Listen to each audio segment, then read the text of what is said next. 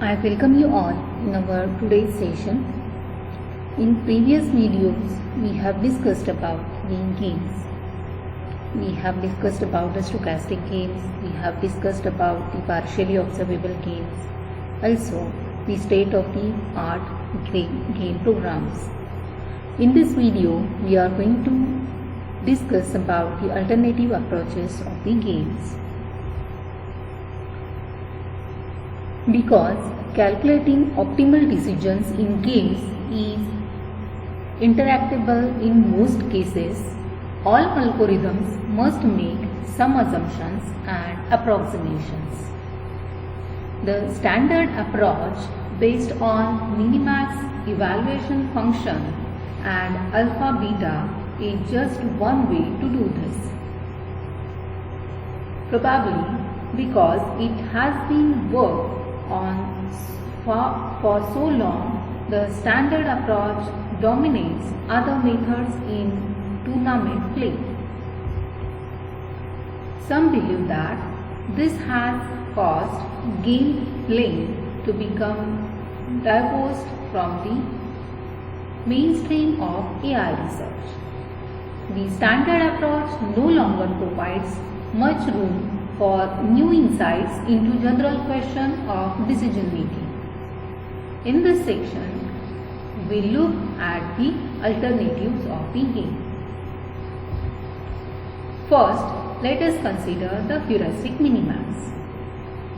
It selects an optimal move in a given search tree provided that the leaf node evaluations are exactly correct. In reality, evaluations are usually crude estimates of the value of the position and can be considered to have large errors associated with them. Figure 1 here shows the two-player game tree for which minimax suggests taking the right-hand branch because 100 is always greater than 99. Here, the figure shows a two-player game tree for which heuristic minimax may make an error. So, max value, mean values are provided here, okay, and the sub-branches are provided or sub-nodes are provided. That is the correct move if the evaluations are all correct. But of course, the evaluation function is only approximate. Suppose that the evaluation of each node has an error that is independent of other nodes and is randomly distributed with mean 0 and standard deviation of sigma. Then when sigma is equal to 5, then left hand branch is actually better 71% of the time and 58% of the time when sigma is equal to 2. The intuition behind this is that the right hand branch has 4 nodes that are close to 99. If an error in the evaluation of any of the 4 makes the right hand branch slip below 99, then the left hand branch is better. In reality, circumstances are actually worse than this because the error in the evaluation function is not independent. If we get one node wrong, the chances are high that nearby nodes in the tree will also be wrong. The fact that the node labeled 99 has siblings labeled 1000 suggests that in fact it might have a higher true value. We can use an evaluation function that returns a probability distribution over possible values. But it is difficult to combine these distributions properly because we won't have a good model of the very strong dependencies that exist between the value of sibling nodes. Next, we consider the search algorithm that generates the tree. The aim of an algorithm designer is to specify the computation that runs quickly and yields a good move. The alpha-beta algorithm is designed not just to select a good move but also to calculate bounds on the values of all the legal moves. To see why this extra information is unnecessary, consider a position in which there is only one legal move. Alpha-beta search still will generate and evaluate a large search tree, telling us that the only move is the best move and assigning it a value. But since we have to make the move anyway, knowing the move's value is useless. Similarly, if there is one obviously good move and several moves that are legal but lead to a quick loss, we would not want alpha-beta to waste time determining a precise value of the lone good move. Better to just make the move quickly and save the time for later. This leads to the idea of the utility of the node expansion.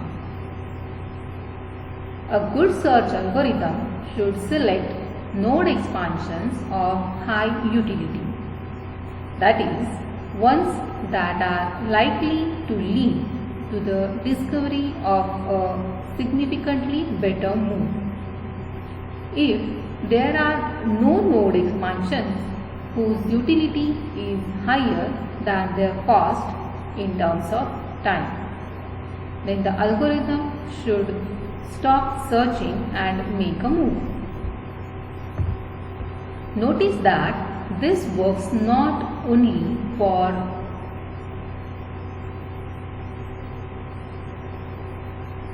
clear favorite situations but also for the case of symmetrical moves, for which no amount of search will show that no move is better than another.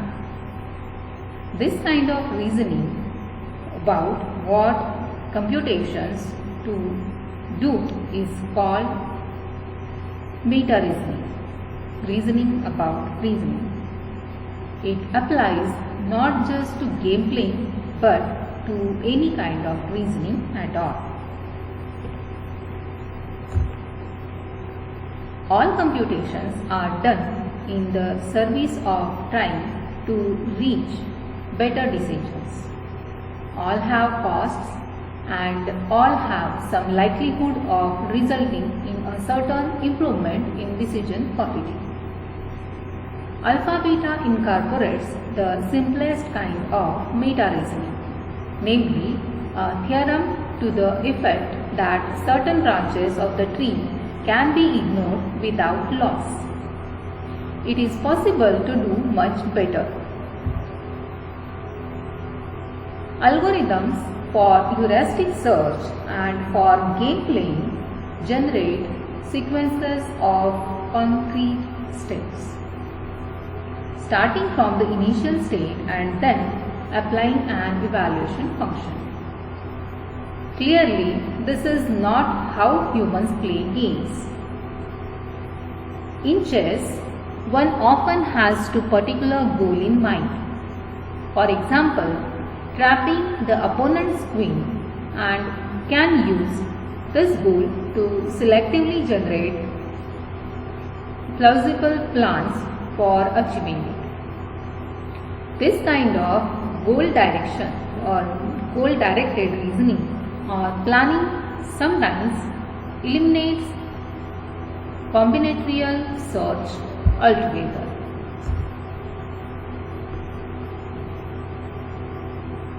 David Wilkins' Paradise is the only program to have used goal-directed reasoning successfully in chess. It was capable of solving some chess problems requiring an 18-move combination. As yet there is no good understanding of how to combine the two kinds of algorithms into a robust and efficient system, although Bridge-Barron might be a step in the right direction. A fully integrated system would be a significant achievement not just for gameplay research but also for AI research in general, because it would be a good basis for a general intelligent agent. Now we are going to see some important ideas about the games that we have learned up to this video, or in some previous videos also we have discussed it. The most important ideas are as follows. A game can be defined by an initial state, that is how the board is set up, the legal actions in each state, the result of each action, a terminal test, that is which says when the game is over, and a utility function that applies to terminal states. In two-player zero-sum games with perfect information, the Minimax algorithm can select optimal moves by a depth-first enumeration of the game tree. The alpha-beta search algorithm computes the same optimal move as Minimax, but achieves much better efficiency by eliminating subtrees that are probably irrelevant. Usually, it is not feasible to consider the whole game tree, even with the alpha-beta also. So, we need to cut the search off at some point and apply a heuristic evaluation function that estimates the utility of a state. Many game programs pre-compute tables of best moves in the opening and end game so that they can look up a move rather than search.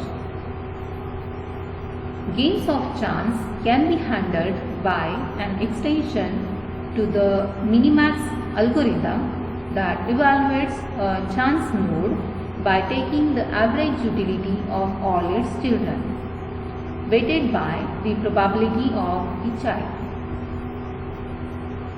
The optimal play in games of imperfect information such as Kriegspiel and Bridge requires reasoning about the current and future belief states of each player. A simple approximation can be obtained by averaging the value of an action over each possible configuration of missing information. Programs have bested even champion human players at games such as chess, checkers and Othello. Humans retain the edge in several games of imperfect information such as poker, bridge and Kriegspiel, and in games with very large branching factors and little good heuristic knowledge such as Go. So here in this session we have discussed some alternative approaches of the games and some important definitions and concepts. Thank you.